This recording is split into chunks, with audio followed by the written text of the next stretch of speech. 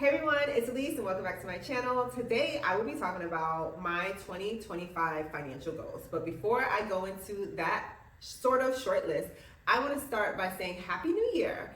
It is a new year and a new us, and hopefully this year brings us all the blessings that we hope for financially and personally. New Year's is one of my favorite parts of the year. It's actually the second favorite part, the first being Jesus' birthday that just passed, as well as the third being summertime because I'm a summer baby. But in this video, as I go over the things that I have, and it's going to be 6 things, and I'll be looking at my notes this time because, I don't know, when it's a list like this, I like to read off and make sure I get everything talked about that I intended to. But as I talk about these 6 financial things that I have for myself, I want to note 2 things. The first one is that I'm going to speak about them in the order of importance that they are to me. So the first one is like, it got to get done. And the last one is like my Delulu goal, like I want it to get done. I just put it in there because I think it's good to be delusional.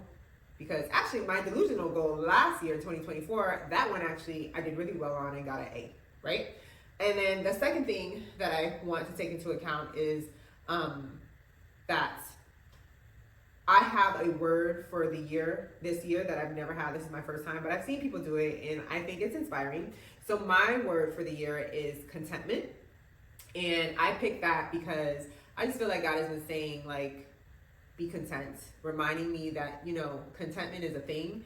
And I'm going to focus on that in 2025, being content. So I do have these goals. I made these goals because that's in my personality. But all of them are made with, like, you're going to be content whatever happens because there's an underlying thing is that you're going to do your best. I do my best in, like, 95% of the things that I do. So if it doesn't happen, you can be at peace with it because you did your best. And we're going to be content with the results at the end of this year in 2025. So without further ado, I'm going to get into what they actually are. So number 1 is that I will be saving a minimum of $6,000 this year. And that is to boost my emergency fund. I am putting this as a priority because it was the one I failed at the most in 2024. Like I got an F in that.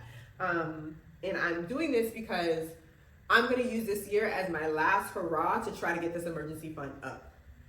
And I think I'm doing that because some people say I don't even need as much as I need, as I'm wanting. A lot of people say 3 to 6 months. I definitely have 3 months. I have 6 months. I have more than 6 months. I'm just trying to get it to 12 months for whatever reason.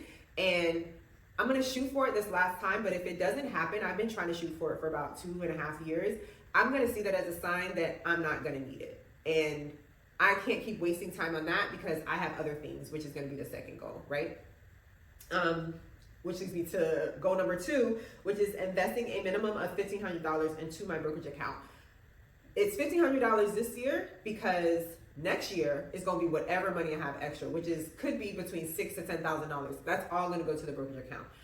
2026, God willing. But in 2025, this year, I want to make sure I maintain what I put in last year, which was $1,500, but it's different this year. Last year, I got that straight from taxes. I don't know what my taxes is going to do this year. So I'm starting today, January, with the paychecks that I get. I figured out a way that I'll probably be able to dollar cost average the $125 every month.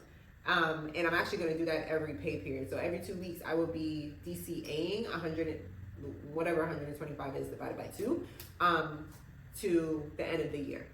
But it's really important for me to keep this going because I'm already seeing the benefits of getting dividends. And I just, you know, that's the goal. The goal is to make money in your sleep, get that mailbox money. And I'm so excited I started 3 months ago. If you haven't done it, look into figuring out a way how it can be possible for you because it is. Goal number 3 is to increase my net worth by 50K. That's important to me because I've been tracking my net worth since 2018, I believe, and it thankfully has always gone up. And right before I quit my job, it was going up upwards of 90K a year. Like the last time when I was doing my old thing, it was 90K, and I think the year before that it was like 70.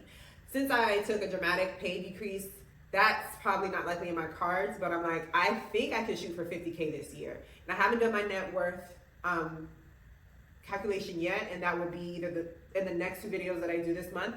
But I know I'm inching around 40 to 45. And I'm like, okay, so in 2025, let's make the goal of 50K. And what that would mean, which is why it's important to me to have a goal, is that all the other financial things that I have in motion are still working and working in my favor. That is my 401k and my retirement account. That's the contribution that I'm just continuing and setting and forgetting. It's not even a lot at this point, but the compound interest is working in my favor, and that's going to contribute to some 50K. Also, I'm staying out of debt, because if I get into debt, that 50K is going to go down. So I have to make sure that I'm maintaining my good practices. Also, the brokerage account, that's going to be a new line item on my net worth statement, and that's cool because it's like that's all my money and it's only going to appreciate, as well as any other random money that I get. And I'm not counting that out because I don't count out the Lord. And if He wants to give me extra money, I'm going to do my best to be a good steward towards it.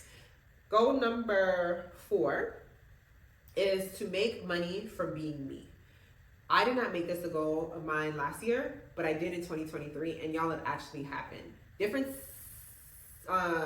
scenario, but in 2023, I started my YouTube channel and I started a podcast with my friend, and we actually made money from our podcast. That was up for a whole year.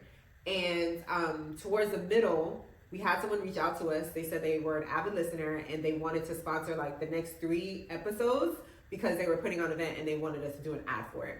Now, between me and my friend, we ended up making about $60 each, but I was amazed that I was able to make money for myself.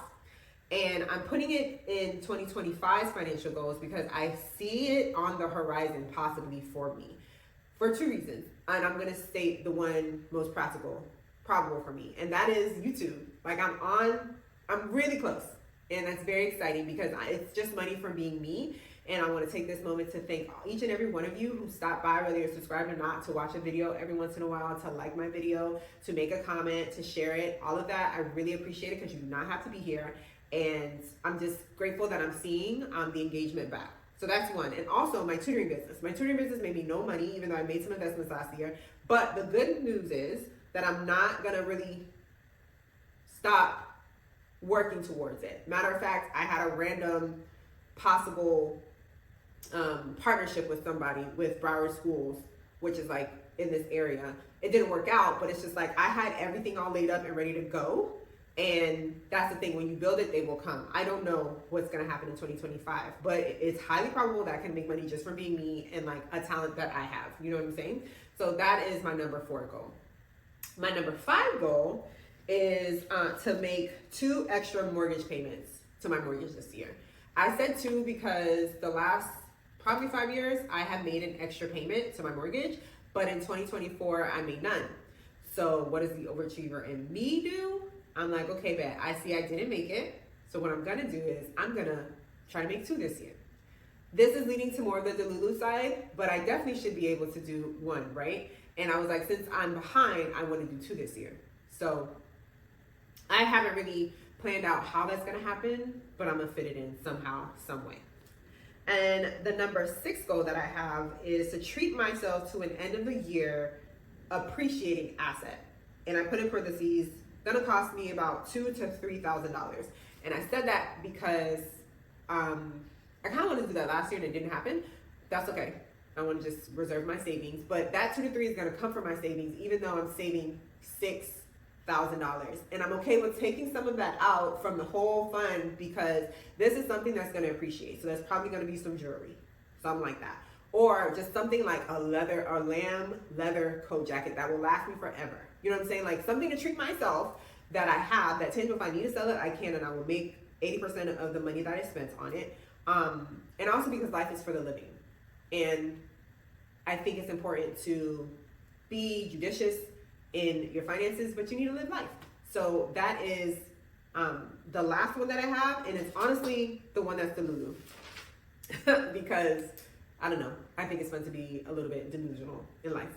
And that is all, y'all. And I think that is going to be enough because remember, I'm trying to be content and I don't need to have 15 goals. I just need to have some to keep me going in the financial direction that I've been trying to go into. But I also just want to be happy where I am in life and be grateful for where I am in life.